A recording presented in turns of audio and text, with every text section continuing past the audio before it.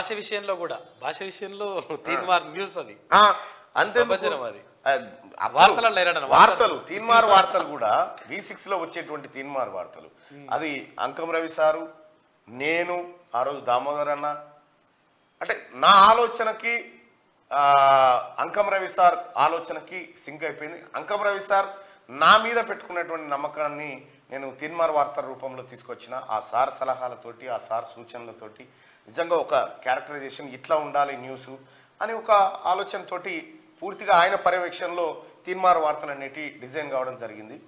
తీన్మార్ వార్తలను డిజైన్ చేసినప్పుడు నిజంగా అదొక సంచలనం, వార్తల్లో ఒక సంచలనం. తెలుగు మీడియా చరిత్రలో అదొక సువర్ణ అధ్యాయం తెలంగాణకి. ఒకానొక సందర్భంలో నేను ఒక ఎగ్జామ్ రాయబోతే, కాంపిటేటివ్ ఎగ్జామ్ రాయబోతే అందులో తీన్మార్ వార్తలు ఏ ఛానల్లో వస్తాయని వచ్చిన క్వశ్చన్.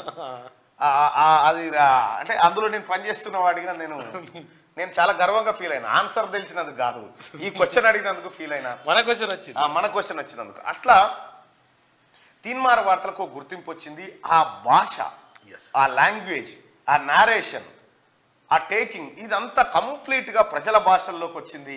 తద్వారా అనివార్యంగా అన్ని ఛానళ్ళు అటువంటి ప్రోగ్రాం పెట్టాల్సినటువంటి పరిస్థితి వచ్చింది.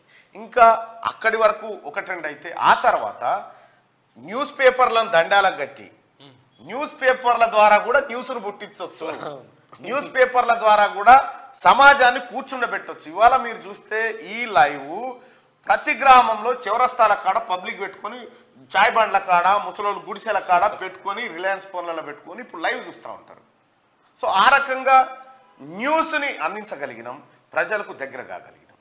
సో ఎప్పుడైనా కూడా ప్రజలు అల్టిమేట్గా తమ అభిప్రాయం కనుక న్యూస్లో ప్రతిబింబిస్తే వాళ్ళు ఓన్ చేసుకుంటారు. గదే జరిగింది న్యూస్లో కూడా.